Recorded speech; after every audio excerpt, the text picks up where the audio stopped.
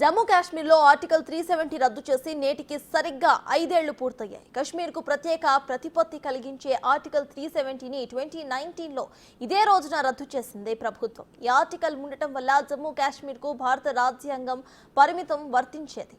అంటే భారతదేశం రాష్ట్రాల యూనియన్ అని వివరించే ఆర్టికల్ 1 తప్ప జమ్మూ కాశ్మీర్కు మరే ఇతర ఆర్టికల్స్ వర్తించేది కాదు.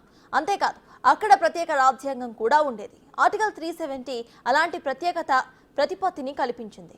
దీన్ని రద్దు చేయడంతో జమ్మూ కాశ్మీర్కు సైతం భారత రాజ్యాంగం వర్తించినట్లయింది.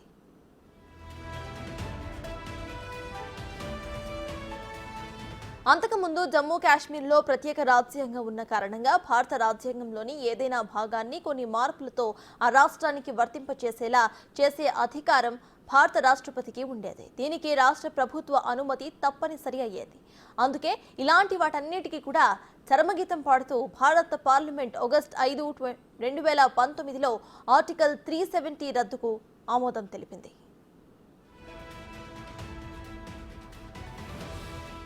ఆర్టికల్ 370 రద్దు తర్వాత ఆగస్టు 9, 2019న పార్లమెంట్ జమ్మూ కాశ్మీర్ పునర్వ్యవస్థీకరణ చట్టం 2019ని కూడా ఆమోదించింది. ఈ చట్టం రాష్ట్రాన్ని 2 కేంద్రపాలిత ప్రాంతాలుగా విభజించింది.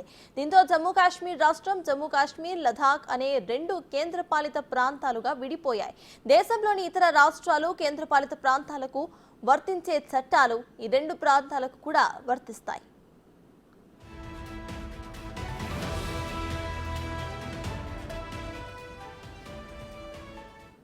జమ్మూ కాశ్మీర్లో దేశంలోని మిగతా ప్రాంతాల ప్రజలు ఆస్తుల కొనుగోలు, సంస్థల స్థాపనకు మార్గం సుగమమైంది.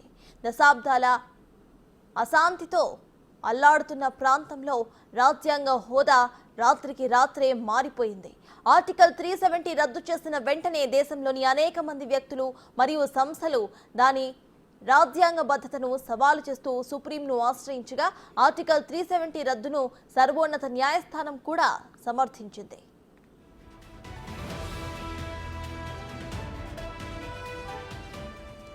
మరోవైపు కాశ్మీర్ లోయలో అభివృద్ధికి ప్రధానమంత్రి నరేంద్ర మోదీ ప్రత్యేకంగా చొరవ తీసుకుంటున్నారు. 2024-25 సంవత్సరానికి గాను జమ్మూ కాశ్మీర్కు 42,277 కోట్ల బడ్జెట్ను కేటాయించారు.